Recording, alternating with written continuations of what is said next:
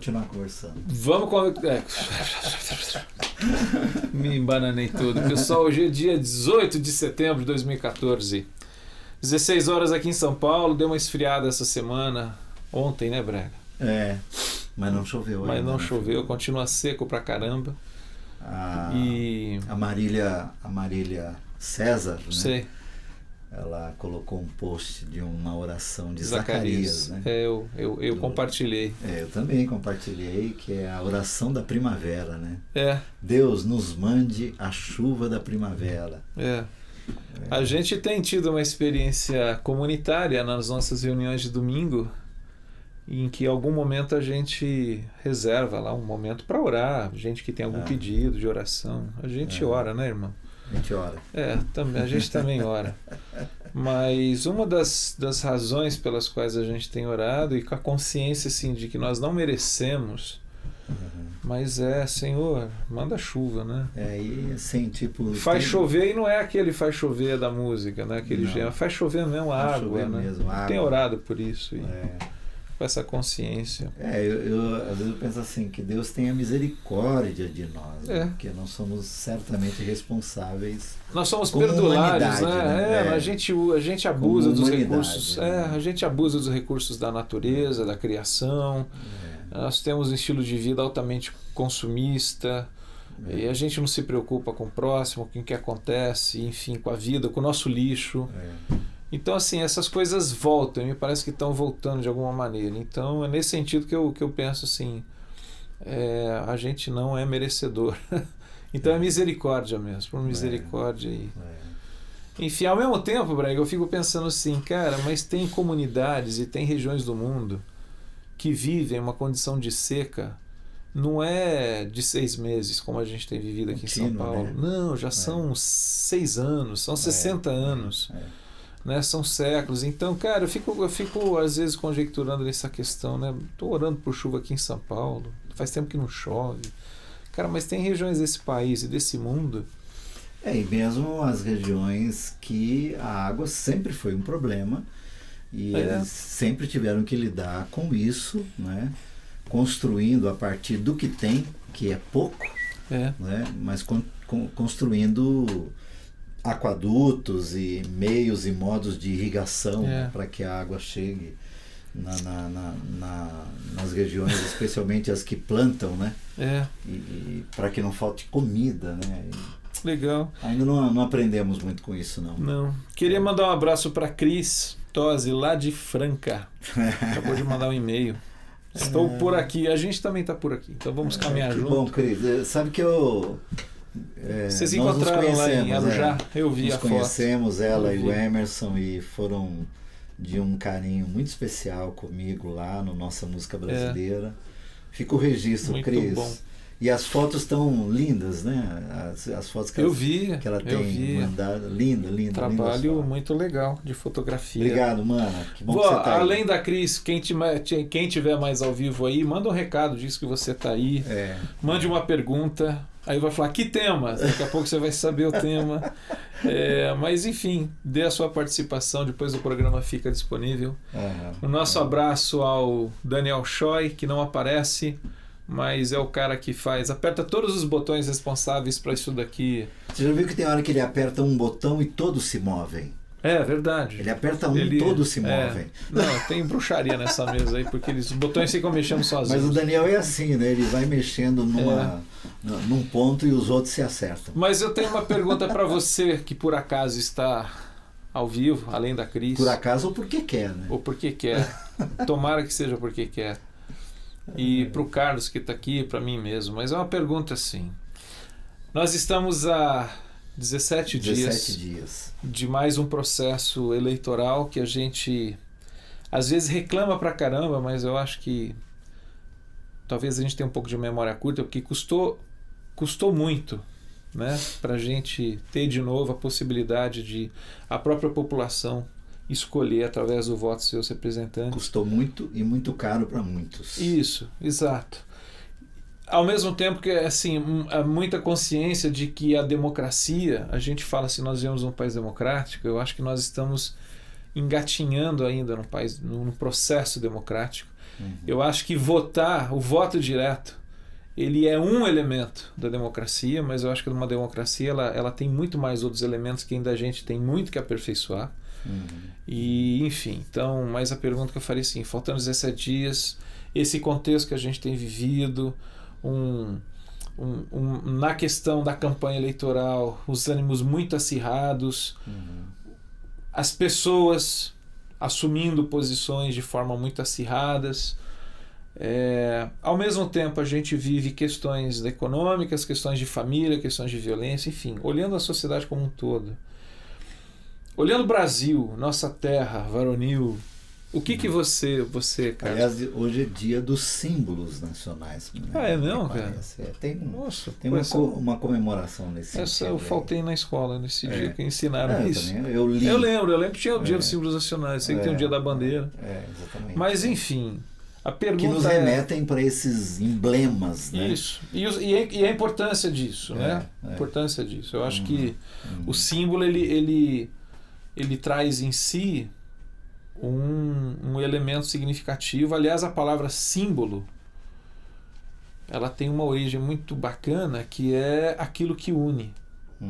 Diferente, o símbolo, o contrário do símbolo é o diábolo, que é o que separa. Separa, né? O símbolo é o que traz une. Então, quando você traz uma coisa que é um símbolo, uma bandeira, né? A bandeira nacional é um símbolo e ela nos une. Você traz a memória que nos une. E ela nos une. Você, até no sentido muito prático, você está no outro país, você encontra um cara com uma bandeira do Brasil, amigo, de onde você é? Né? Você é de Minas, Rio Grande do Sul, de onde você é, enfim. Mas a pergunta, finalmente, é a seguinte, é simples. O que é que tem te encantado? O que é que tem trazido, assim, esperança? O que é que você tem visto com bons olhos? E o que é que tem desanimado você?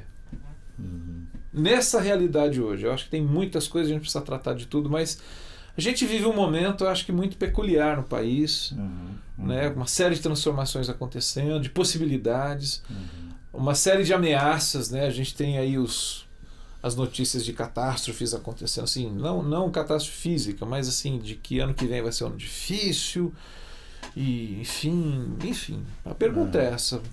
E vamos papear um pouco isso. O que sopra a esperança e o que abate, Fernando, olhando a perspectiva geral?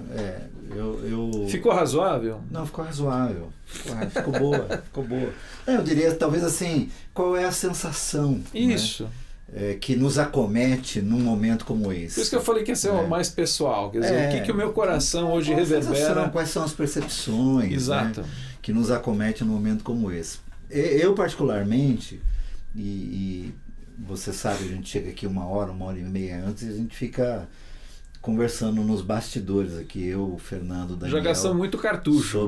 Sobre os assuntos que vamos tratar, né, seja com convidado ou entre nós mesmos, né. Mas eu, assim, primeiro, eu olho para o mundo, né? Quando eu leio e ouço algumas coisas aqui no Brasil em tempos como esse, né? E às vezes ouço e leio o que há muito de pessimismos e amarguras, né? Catastrofismos e que são destilados por aí, eu fico primeiro assim, olhando para o mundo, né, que são mais de 200 países no mundo. Por exemplo, hoje a Escócia, né, está indo à urna, já foi provavelmente, né, fazendo um plebiscito para que a população, os escoceses, decidam se continuam ou não, né, como parte do Reino Unido. Né. Eles estão lá decidindo isso depois de 200 anos de terem sido inseridos, né, como membros do Reino Unido, na soberania da rainha, etc. Né? E isso acontece em todo o mundo, em todos os governos, em todos os países, sejam quais forem as modalidades de governo, né? de estilo, de jeito, de política, enfim, acontece em todos os países.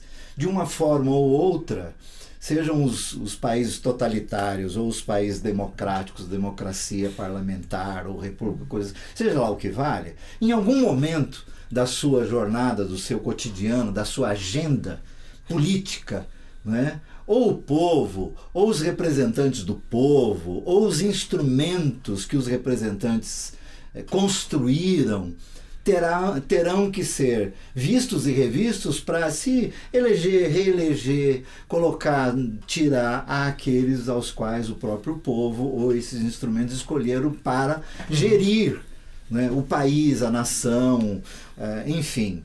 Isso acontece no mundo todo. No mundo todo. Outra coisa que acontece no mundo todo são manifestações. Manifestações acontecem no mundo todo. A grande maioria delas não são violentas, elas são pacíficas, e aí tem a ver com a cultura e com a educação, né, do povo e o modus operandi da própria política do lugar onde eles estão. Social, enfim, social, mas as manifestações são comuns no mundo todo, em todo o tempo, em todos os países. Né? Me lembro de ter viajado, né, pouco, mas viajei para fora. E não foram... Eu acho que em todos os países pelos quais eu passei, capitais, né, em cidades pelas quais eu passei, Fernando, tinha uma manifestação. Só lembrar que semanas atrás, agora esqueci o nome da cidade, quer dizer, por conta da morte de um cidadão por parte de um policial nos Estados Unidos, agora, semanas atrás. Quer dizer, teve uma convulsão lá, envolvendo um tema que é polêmico naquele contexto, que é a questão da segregação racial e tudo mais. Exato. Mas, enfim, a população foi para a rua, questionou, quebrou. E aí, tudo isso, quer dizer, de uma forma ou outra, sejam quais forem as manifestações, legítimas ou não, para o bem ou para o mal, grandes ou pequenas, né? Todas elas, de um modo ou outro, nos seus ambientes e nos seus contextos, elas propõem mudanças. E, claro, um político, os representantes do povo ou de segmentos, enfim, tomam aquilo como sua causa, vamos dizer assim, né? E levam adiante. Quantos são os países que hoje têm nos seus estatutos, nas suas constituições, aquilo que foi a luta e, às vezes, a morte de muitos. E nós mesmos até somos beneficiados, quer dizer, gente que nem lutou por algumas coisas, mas são beneficiados por aqueles que lutaram e morreram, não é? Então, assim, isso é o que acontece no mundo todo. Faz e parte às do vezes, jogo. a minha sensação, aí eu vou colocar, Fernando, a minha sensação, né? Às vezes eu leio e ouço e partilho de algumas rodas, né, em que a impressão que eu tenho é que as pessoas acham isso anormal. E às vezes dá a impressão que bom é que isso não tivesse acontecendo. Bom, se isso não tivesse acontecendo, estaria acontecendo o quê? Nós teríamos o quê? Meia dúzia de generais em um gabinete em um determinado lugar, na carteirada e na canetada, decidindo quem é quem em cada estado da federação, em cada cidade, em cada município, etc., e escrevendo as leis, etc., etc. É isso que nós gostaríamos que acontecesse? Se nós não partirmos para esse exercício, né, de 4 em 4 anos, de 2 em 2 anos, para escolhermos representantes, sejam eles os melhores ou os piores, ou aqueles que a gente acha, né, que vai atender às nossas expectativas ou não. Olha, se nós não fizéssemos isso, nós faríamos o quê? Percebe? Então, a minha sensação é de que nós não estamos... Eu digo nós porque de quando em quando eu sou acometido disso também, embora tenha tentado ficar bem neutro nessa questão. Até ontem eu escrevi, eu falei, eu já escolhi meus candidatos. Eu não escolho meus candidatos pelos banners que aparecem, pelas denúncias dos links que me mandam para mim. Não, eu escolho meus candidatos, que na maioria deles, os que eu votei até hoje, eu os conheci. É gente que eu conheço. Então, assim, eu escolho meu candidato por esses itens, né, aos quais eu entendo que para mim são importantes, não é? Mas no todo eu vejo isso como uma coisa boa. Agora parece-me que nós não sabemos lidar com isso, e aí fica esse clima de que a impressão que dá é que era melhor que alguém, que um rei, não é? um imperador, né, escrevesse um decreto e publicasse nas redes sociais, está decretado, blá, blá, blá. Aí todo mundo ficaria feliz. Quando você fala da manifestação, Carlos, eu penso Desculpe assim... a empolgação, mas faz parte.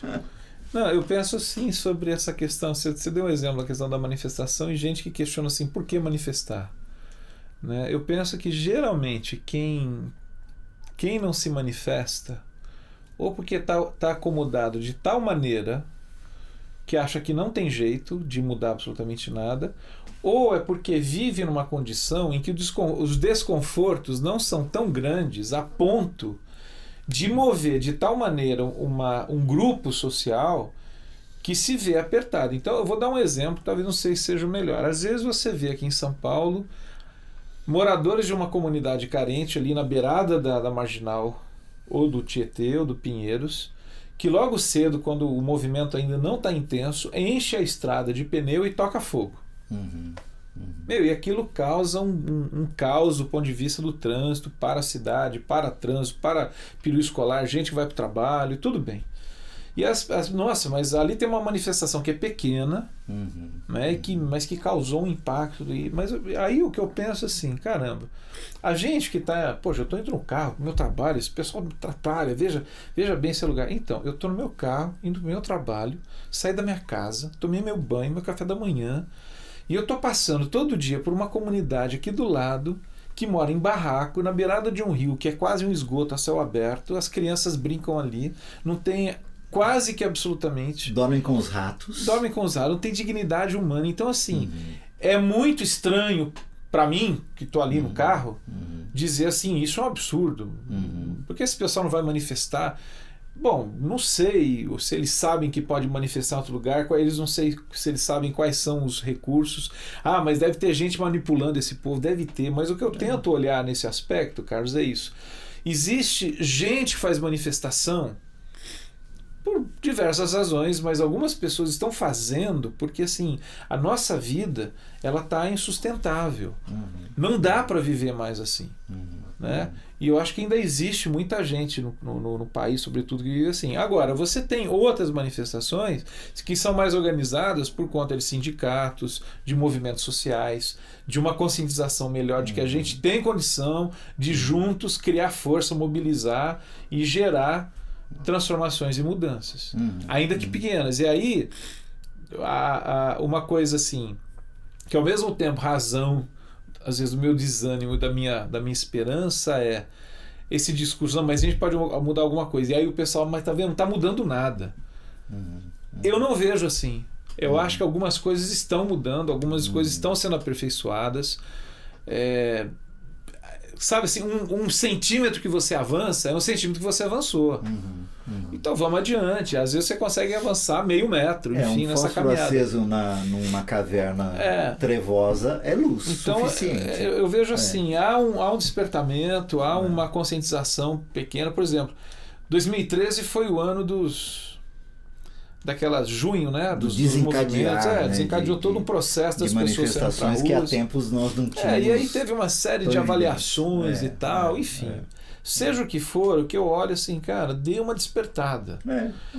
Mas acordou, virou e dormiu. Não acredito nisso. Então, eu acho que algumas coisas mudaram. Então, isso é uma coisa coisa Teve o seu lugar, o seu tempo, a sua importância. Isso é uma coisa que me dá esperança, no sentido assim de que é possível acontecer pequenos movimentos a partir da própria população. Enfim. E aí, Fernando, também essa coisa assim, para não ficar essa coisa de que se apoia ou se aprova o mal feito, né? Não é isso. Quando me referi a essas questões de manifestações que para mim são normais no mundo todo, o mundo também, em muitos países, aprenderam a lidar com elas, criaram instrumentos, criaram instituições, criaram modus operandi de lidar, não é, com as tais manifestações e com manifestantes e saber identificar no meio deles quem é quem, o porquê de. E óbvio, claro, ninguém quer e não se incita a violência, muito pelo contrário, não é? Mas isso é aquilo, um Estado bem preparado, politicamente preparado, precisa estar pronto também para saber lidar com essas situações, né? E sem, na verdade, impedi-las ou contê-las ou proibi-las ou censurá-las, mas abrir espaço para... Não é? Criar situações em que isso seja possível, que chame a atenção da sociedade para questões como essa, por exemplo. É o jeito que eles têm de chamar a atenção da sociedade. Eles vão se manifestar onde? No meio do mar? no meio da selva. Quer dizer, nós vamos chamar a atenção de quem? Não é? Então, assim, para mim, isso é responsabilidade dos nossos governantes e de nós todos como sociedade saber lidar com isso de maneira digna e pacífica, dando àqueles que se manifestam o direito de se manifestar e, inclusive, checar as motivações e as necessidades de fato, entendeu? E atendê-las. Diego, Jaraguá, São Paulo, a colocação dele é a seguinte, o Diego está colocando, a política que mais me desanima. É interessante. A política, né, eu acho que esse tema, Diego, ele é talvez aquilo que rodeia a nossa vida, né? Porque assim, quando a gente fala de política, geralmente a gente pensa no político, a gente pensa nesses votos de protesto que nos deixam muito chateados, né, Braga? Eu vou votar no fulano porque é voto de protesto. Pô, meu... Mas enfim, eu acho que ao mesmo tempo é o que desanima, mas é o exercício que talvez mais nos cabe nesse momento. Sim. Né? De exercitar essa cidadania e compreender que a política ela faz parte da nossa vida, é o que constitui a nossa existência, a integração da sociedade, não tem como sair disso. Né? Então... eu não me desanimo com a política, eu me desanimo com políticos e eu me desanimo às vezes com seres humanos, né, que nós poderíamos já estar numa estatura um pouco melhor no que diz respeito a sermos humanos, né? Humanos para valer. E a partir destes seres humanos melhores, você ter políticos melhores e que exerçam a política de uma maneira solidária, justa, digna, pura. Né? É um exagero dizer, não, é por aí. Gente com princípio, gente que não negociaria valores, né? Gente que poderia ir adiante, fazer uma jornada para o bem, né? Do tipo, nem que fosse no sentido de ter prejuízo pessoal nisso, mas eu estou na política para servir e não para ser servido. Não é? E eu acho sempre assim que essa é uma hora, Fernando, da gente demitir quem a gente não gostou, não é? E punir quem a gente não quer, né? No sentido de político punido é político sem mandato. Mas aí, você está falando desse negócio, me veio outro negócio na cabeça ligado a esse tema, e pensando no que o Diego colocou aqui. A gente, vamos dizer assim, é hora da gente punir o mal político, não elegendo. Vamos dizer assim. E demitir aquele que a gente acha que não... punir quer dizer sentido, né? Você tira o cara e torna ele um cidadão comum. Mas aí, então deixa eu falar um aspecto, talvez pensando no Diego, essa coisa do desânimo, né? Você olha hoje os nomes dos deputados federais na pesquisa aí, feita por algum instituto de pesquisa. Cara, é complicado, mano. Os nomes que aparecem na ponta, aí você olha e fala assim, cara, é muito protesto. E é muito protesto esquisito, né? Porque, assim, são os caras, falam assim, mano, tá muito doido, Fernando, mas enfim. Eu acho assim, os partidos, né, e os marqueteiros, né, que trabalham para esse povo todo, quer dizer, eles, de algum modo, eles têm a percepção da sociedade e eles jogam nas telas, né, e nas propagandas aqueles que trariam para seus partidos, para suas legendas, o maior número possível de votos para que um ou outro levem outros juntos, né? Mas aí, para mim, cabe ao cidadão, é aquilo que eu falei, eu não escolho um deputado estadual ou federal por aquela fala ou por aquilo que vem escrito embaixo da foto da pessoa. Porque os que aparecem ali são os mais estereotipados, inclusive, que chamam atenção, não é? Para que vamos dizer assim, a população olhe aquilo que eles querem, né, que a gente olhe. Agora, o que é que eu preciso olhar? Aí Fernando, são milhares de candidatos, não é? São milhares de candidatos. Se a gente for observar, por exemplo, nós temos gente de alto calibre. Uhum. Tem gente de alto calibre. Sim.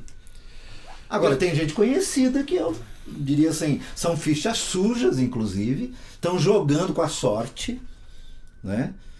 E alguns já foram caçados aí previamente e vão ser caçados, porque a questão da ficha limpa hoje é lei, é um fato, entendeu? Mesmo que passe pelo plebiscito popular, lá adiante não vai poder assumir o mandato, alguns estão jogando na sorte. Às vezes eu penso assim, uma coisa, Carlos, que eu nasci em 64, já estou com 50 anos, acho que já é um tempo razoável de vida em termos de experimentar a história do Brasil recente. Mas assim, as pessoas assim, cara, não tem mais jeito, e aquilo, e tá acabando, não tá ruim. Aí eu fico pensando assim, cara, eu não vou falar os nomes aqui, mas a gente já teve como presidentes algumas figuras. A gente já viveu um regime militar que foi uma parada. A gente viveu um período em que a inflação era quase 100% ao mês. E assim, passou, superamos como nação e estamos seguindo adiante, né? Eu tô falando isso porque, assim, em relação a esse pessimismo exagerado, né, de que, não tem mais jeito. Não, tem, cara, não é assim que não tem mais jeito. Tem muita coisa para fazer, mas tem jeito. E tem coisas que... Algumas coisas pioraram, mas outras melhoraram profundamente, né? Acho que na vivência e tudo mais. Então... E assim, enfim, Fernando? chegou o e-mail aqui, hein? Chegou? Deixa eu ler. Um é da Graça Serrano, lá de Recife. Opa! E outra é da Silvinha, lá de Itaboraí. Bem-vindo. O da Silvinha eu vou ler depois, porque ele é longo, mas tudo bem. Mas a Graça Serrano, ela diz assim: o que vocês pensam sobre a igreja fazendo campanha política em suas igrejas em favor de um candidato? Acho que a gente falou lá atrás, agora há pouco, lá fora, lá no sofá, a gente estava lá conversando no escritório do Daniel Choi, como que é? Que esse cara de igreja vai votar no candidato, né? Que o pastor falou. Por outro lado, a outra pergunta foi: o que esse pastor está mandando votar no candidato tal, né? Quem é quem nessa história? Quer dizer, que povo é esse? Que pastoreio é esse? Graça, vamos pensar assim. Que povo é esse? Né, que foi tocado pela graça de Deus, que os conduz pelo Espírito Santo a toda a verdade, a luz, a liberdade. Que povo é esse que se deixa encabrestar por quem quer que seja? Que povo é esse?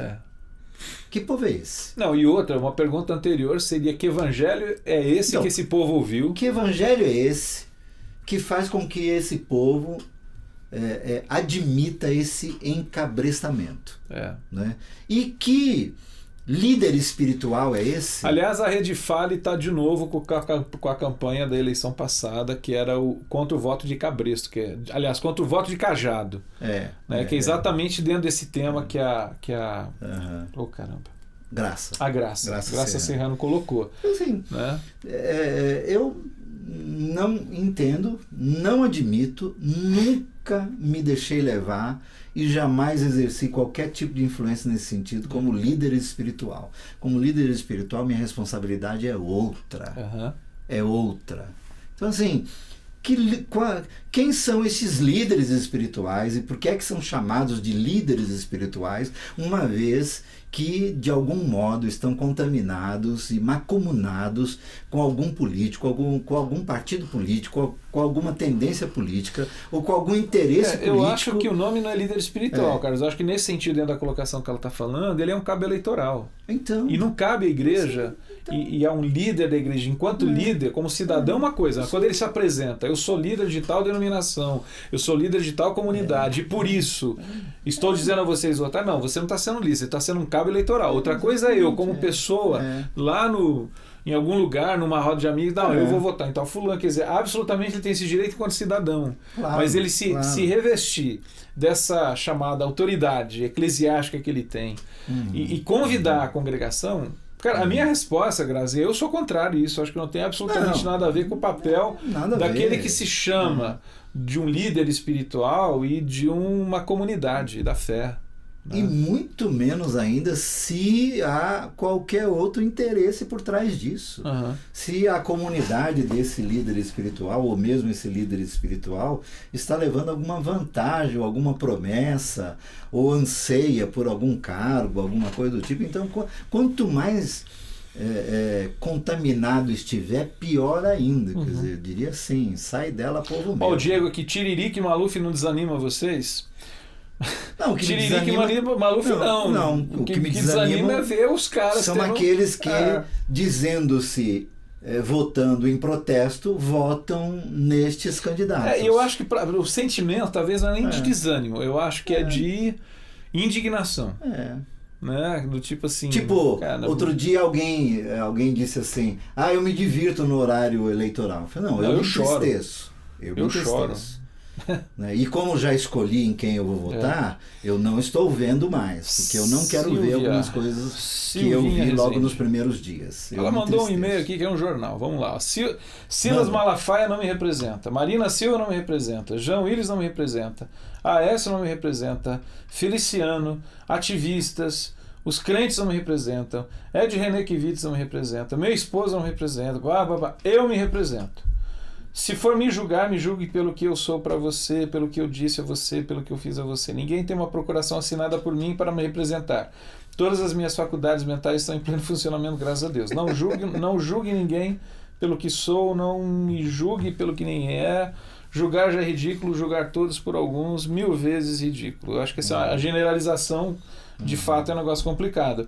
Mas eu queria dizer uma coisa para você, Silvinho.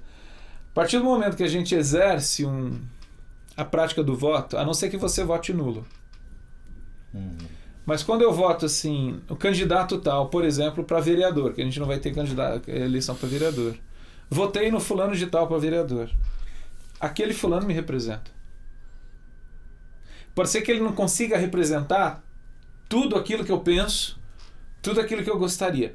Mas um voto consciente pressupõe que eu olhei a vida daquele candidato, eu olhei as ideias dele e eu concordo com várias delas, pelo menos, e eu falo assim, eu vou dar o meu voto para você, para que você me represente no conselho de vereadores dessa cidade que vai definir a política da cidade, planejamento urbano, enfim, o diálogo com o executivo que cumpre. Então, eu entendo o que você está querendo dizer, essa questão de nós trabalharmos por uma autonomia enquanto pessoas e de procurarmos crescer em termos de ter voz.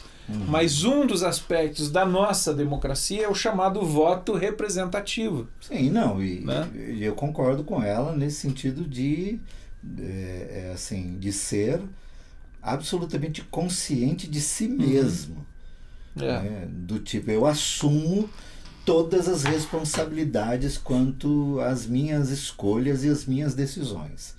Mas concordo plenamente com você. Por estar e por viver num país como o que eu vivo, com as regras que estão expostas, com as instituições que existem, eu me encaixo, me enquadro, não é?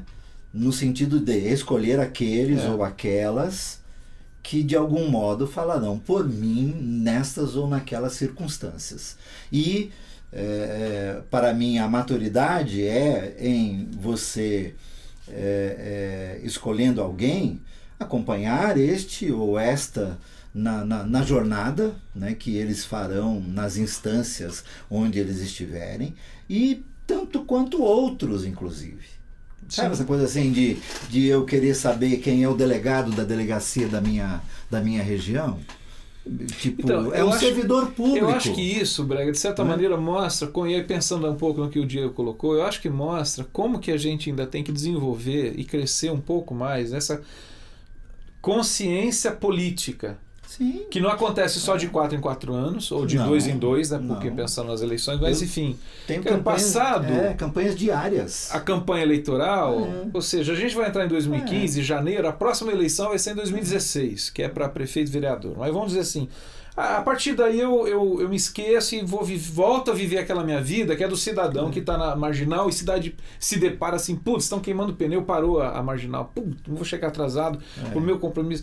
Eu não estou dizendo que isso não tem importância, mas eu preciso aprender a fazer uma leitura de que assim, quem é esse povo que está fazendo manifestação? Por que eles estão fazendo manifestação aqui? Ah, tem gente manipulando? Quem é que está manipulando? Não é, é uma situação de desgraceira de vida mesmo.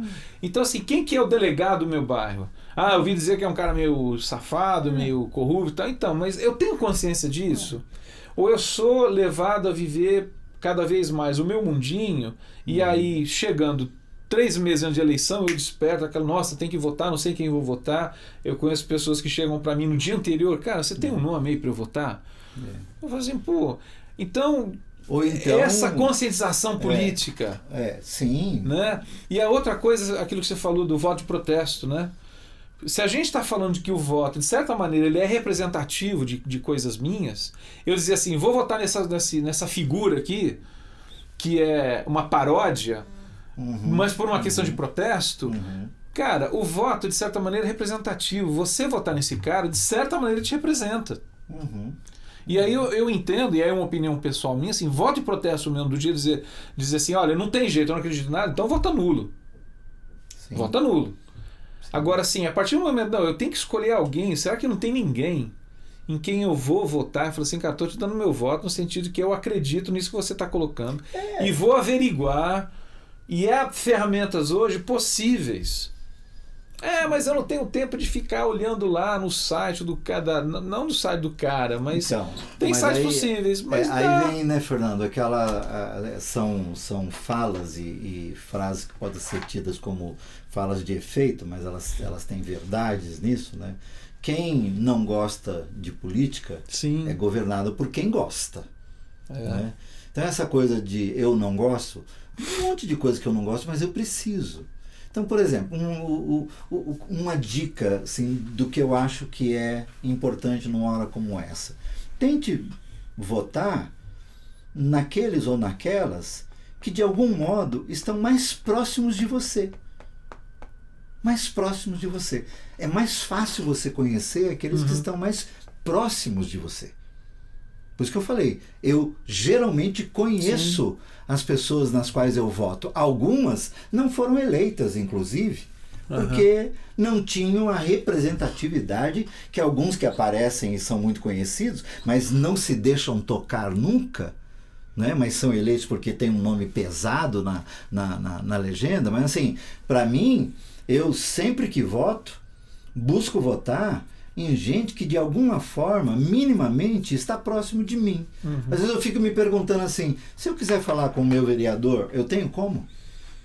Eu tenho caminhos. Se eu quiser falar com o meu deputado estadual, meu federal, meu senador, meu governador, meu presidente da república, quer dizer, eu tenho como e gente, enfim, que eu posso fazer chegar alguma coisa nele. Eu me preocupo com isso. Aí alguém diria assim, mas vocês... Não, eu conheço gente que é muito menos, em termos de abrangência e não é pública de forma alguma, que vive... Que faz esse exercício. E que vai lá, bate na porta. Bate na porta da delegacia, do tribunal, do cartório, sabe essa coisa assim? Gente tinhosa no bom sentido, né? Que se preocupa consigo e com o seu status quo, não é? E vai saber onde é que as coisas podem estar acontecendo para que eu interfira. Percebe isso? Então assim, aí você falou, isso não acontece, óbvio, se você for fazer o exercício político a cada 4 anos, é óbvio que você vai esquecer 3 dias depois em quem você votou. Eu lembro. Aliás, eu lembro em quem eu votei pela primeira vez na minha vida. Em 1974. Que foi a primeira vez que eu votei. Agora, voltando a essa questão da graça, né, sobre eu acho que a participação da igreja, porque eu acho que hoje existe uma confusão assim, Carlos, pelo menos uma leitura que eu faço. O tema religião, hoje ele é um negócio complicado. Para quem não é religioso e para quem é. Né? Mas assim, ao mesmo tempo, existe uma eu diria quase que uma intolerância recíproca, mas assim, agora eu estou falando do outro lado, que é uma intolerância assim, o fulano ele se identifica de alguma maneira com algum segmento religioso, ele vai tomar bordoada. né? Ele não pode expressar algumas coisas que são parte da sua crença, da sua vida, da sua fé, da sua fé, exatamente. E se ele é um cidadão que vai chegar lá pensando, o ideal é que pense na sociedade como um todo, mas ele não tem como ele separar esse elemento da sua vida, deixar em casa e ir assumir, por exemplo, um assento no Congresso, no Senado ou na Câmara dos Vereadores. Né? Eu acho que o que é interessante é você possibilitar uma diversidade de candidatos em que cada um tem a sua expressão de fé religiosa, os seus valores, vão lá e olha, uma das coisas que eu quero defender é isso em função de valores que são pessoais. Que, aliás, eu acho que é importante. Me parece que a gente vive numa sociedade que vai perdendo cada vez mais aquilo que a gente chama de valores pessoais. Aonde é um fundamento? Qual é o embasamento desse valor? Acho que cada um vai ter o seu, mas eu acho que isso é uma coisa que por conta dessa pergunta da Graça, eu fico pensando, quer dizer, a igreja, uma coisa é ela se tornar cabo eleitoral. Outra coisa é ela debater e discutir questões de valores que ela acha que são importantes e que na pluralidade de uma sociedade ela de alguma maneira se faça ouvida. E abrir aí, nesse sentido que você está falando, defendo até de que os ambientes religiosos, nestes tempos ou em todo o tempo, também sejam abertos para discussões sociais das comunidades nas quais elas estão inseridas, no sentido de buscar o que é bom e o que faz bem para não só os seus, mas para o seu enredor. Quer dizer, eu acho lindo comunidades de fé, sejam elas quais forem. Né? Abrindo o seu espaço físico. Que além de usarem o seu espaço para o seu momento de culto e de expressão da sua fé, usam o mesmo lugar, né? Em dias diferentes, em horários diferentes e com ênfase diferente, no sentido de distribuir o que é bom, distribuir o que faz bem e levar à consciência o seu próprio povo e abrir para que os que estão no seu redor também vejam. Eu acho que isso não há, diria assim, para mim não há pecado nisso. Agora, você disse, eu concordo plenamente. Quando estes encontros eles são representados por uma bandeira partidária, eu penso que aí... Ou de uma candidatura. Ou de uma candidatura que é partidária, eu penso que aí já entra um fator de contaminação que a gente precisa ficar de olhos bem abertos. Fazer política para o bem do povo é uma coisa, fazer política partidária é outra coisa completamente diferente. E talvez isso é que as comunidades deveriam amadurecer. E aí eu digo, né, Fernando, seus líderes espirituais deveriam levar estas comunidades a esse tipo de amadurecimento. Aí é essa responsabilidade. Silvinha, aqui, ó. Sim, desculpa, só esclarecendo. Não precisa, a gente entendeu o seu primeiro e-mail, fica tranquila. Mas é só. Mas ela fala: digo sobre os pseudo-representantes de um povo. Esse texto foi baseado no contexto em que estamos, para eleitoral, em que pastores decidem que suas igrejas vão votar em determinado candidato. Nesse sentido, eu entendo perfeitamente. Essa questão ninguém me representa no sentido assim. Exatamente. É isso aí. Nem a mim e eu a ninguém. A não ser por mim mesmo, né? Bom, enfim, ela está dizendo, mas legal, Silvinha, é isso daí. É para ser um papo. E o Diego? Eu já tenho meus candidatos, já decidido, vi algum debate e deixo uma frase que escutei do Arivaldo Ramos: vote em programas. Eu acho que essa questão exatamente. Mas aí, Diego, essa dificuldade. Você conhecer o programa. Né? Isso. Para você votar no programa, você tem que fazer uma lição de casa. Né? Aqui, ó, o programa eleitoral. Chamado gratuito. Lembro-me que eu e você e alguns companheiros, em alguns momentos da nossa caminhada, fizemos isso. Sim. Qual é a proposta do seu candidato?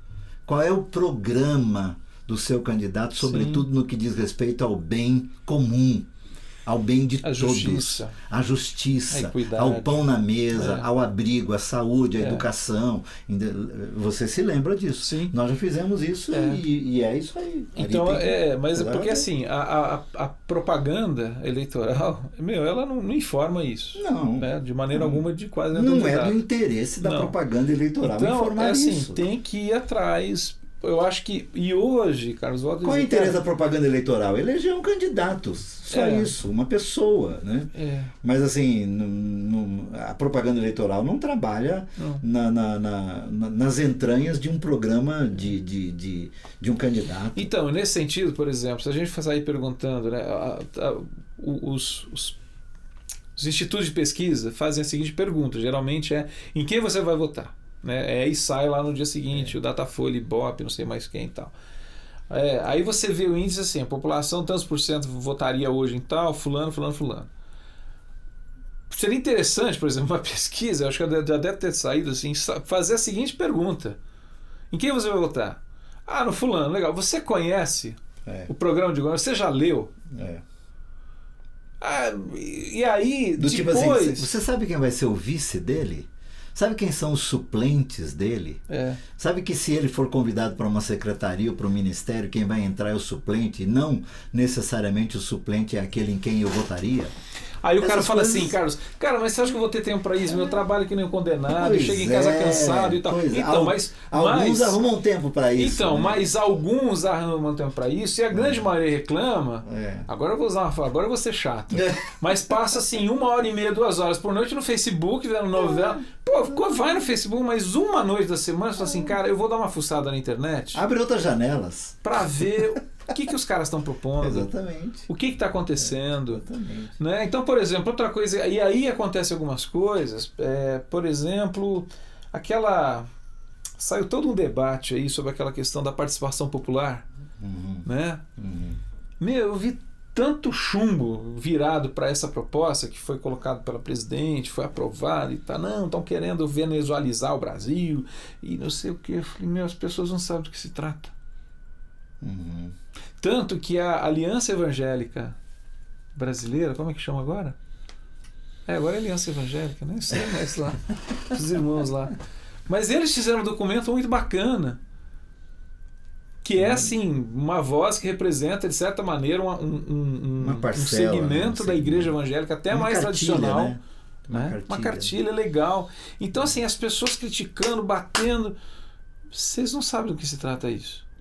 Está lá no preâmbulo, no primeiro artigo da Constituição, a maneira como que o povo pode exercer o poder através dos seus representantes ou diretamente. E aí aquilo ali era para possibilitar participações. Sim. Então, assim, essa dificuldade de ver quais são os mecanismos possíveis de ação. Então, e eu acho que isso, Fernando, para mim, é um trabalho, uma tarefa minha, sua, nossa, de cada dia. De quem, por algum motivo e por alguma razão, e eu me sinto um privilegiado por conta disso, tive acesso, não é, a informações, etc., de bater nessa tecla do engajamento. Do engajamento. Quanto mais pessoas engajadas, quanto mais pessoas conhecendo programas, quanto mais pessoas conhecendo os instrumentos, não é, que existem disponíveis para se exercitar a política, quanto mais gente sabendo disso, menos chances nós damos àqueles que sabem e sabem mal intencionadamente. Sim. Agora eu queria fazer colocar aqui uma... E vamos começar a fechar. Eu queria deixar meu registro de que eu sou contra pesquisas. Eu sou muito contra as pesquisas. Por que você é contra pesquisas? Eu não gosto das pesquisas. Eu não gosto pelo seguinte, porque... E aí eu faço uma autocrítica e uma crítica àquilo tudo que nós falamos aqui, de que se nós temos um povo que não se dá o trabalho de investigar, de pesquisar, de ir atrás, de se informar e não votar em protesto em figuras jocosas, não é, que são utilizadas e manipuladas por engrenagens da maldade perversas, entendeu? Eu diria assim, como nós temos uma população com essa preguiça política, as pesquisas influenciam. E eu não tenho confiança se essas pesquisas não são direcionadas, se elas não são... eu não vou dizer manipuladas, eu não posso fazer isso porque seria uma acusação grave, mas eu fui pesquisado e eu me senti direcionado Sim. pelo pesquisador. A maneira como você constrói, eu fui pesquisado, a estrutura da pesquisa, e eu me senti direcionado pelo pesquisador. E o resultado da pesquisa interfere onde? Em quem? Naqueles que não se deram ao trabalho de investigar, de saber. O eleitor Maria vai com as outras. Eu não concordo com pesquisas. Não gosto de pesquisa. Nesse sentido, eu acho que um expediente que poderia ser mas eu não tenho uma legislação, não tenho nada que fazer contra elas. Que eu acho que faria mundial, diferença, Carlos, que é o voto facultativo. Sim. Né? Eu acho que talvez a gente já está no ponto de começar a discutir isso. Já era a hora. Já. Isso é para outro tema. Já era a hora. Já. Queria agradecer o Diego, a Graça, a Silvinha. Teve mais alguém aqui que eu esqueci? Eu acho que não.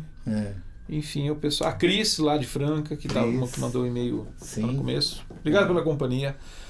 A gente queria conversar um pouco sobre isso, que é o que está no nosso coração, sobre essas questões que a gente vive no Brasil. Tem coisas que nos desanimam, tem coisas que nos animam. E eu acho que isso tem a ver com a maneira como que a gente vivencia a nossa fé no Evangelho e a experiência do Evangelho no dia a dia. E o que eu diria, talvez assim, até num encorajamento a irmãos e irmãs, e amigos e amigas, e queridos, assim, né? Vamos preservar nossos vínculos de amor, de amizade, de afeição, de respeito mútuo, de encorajamento mútuo, de serviço mútuo, né? E não nos desencaminharmos, né, em discussões que o Paulo a Timóteo chamaria de discussões tolas, né, que podem levar a relacionamentos, saudáveis, né, a migrarem para relacionamentos não tão saudáveis assim. Então aquela máxima, né? Tipo, o meu direito vai até onde começa o seu. Respeito. O meu respeito, o meu gosto pessoal, ele precisa ser respeitado. Eu tenho que ser respeitado naquilo que é o meu pensamento ou o meu não pensamento. Quando eu disse aqui da preguiça, né, eu digo isso com muita reverência àqueles que dizem, eu sou assim. Eu quero ser reverente para com este. Não é não é uma agressão, não, eu diria assim, todos nós, segundo aquilo que são as nossas escolhas, né, arcamos com as responsabilidades de cada uma dessas escolhas, sejam elas né, responsavelmente buscadas ou aquelas irresponsavelmente buscadas também. Entendeu? Nós vamos responder por isso. O Sting, cantor inglês, ele tem uma música que chama Russians, que é russos. E ele escreveu assim numa fase que era, eu acho que ainda a fase da Guerra Fria e tudo mais. E ele uma primeira parte da música, é uma música antiga, ele se refere ao... Eu não lembro agora se era o Brezhnev, era um primeiro-ministro da União Soviética. E a segunda parte da música, ele se direciona ao... Reagan, então presidente americano. Mas tem uma frase, e para terminar, que ele diz o seguinte: embora tenhamos ideologias diferentes, nós temos a mesma biologia. E é uma frase assim, mas assim, eu achei tão significativa quando eu ouvi, isso há muito tempo, que e me lembrei tempos atrás por conta, Carlos, acho que desses embates que a gente está vendo, do tipo assim, cara, nós temos uma ideologia, um pensamento diferente, mas nós somos seres humanos. Essa compreensão de que eu estou me referindo, eu estou me dirigindo e estou tratando com alguém que tem a mesma biologia que eu, a mesma vida que a minha. Então, acho que é isso daí. Seres sagrados. Próxima quinta, se Deus permitir, a gente está aqui em mais um Papo na Rede. Tá bom? De volta. Valeu, gente. Isso aí. Tchau, tchau.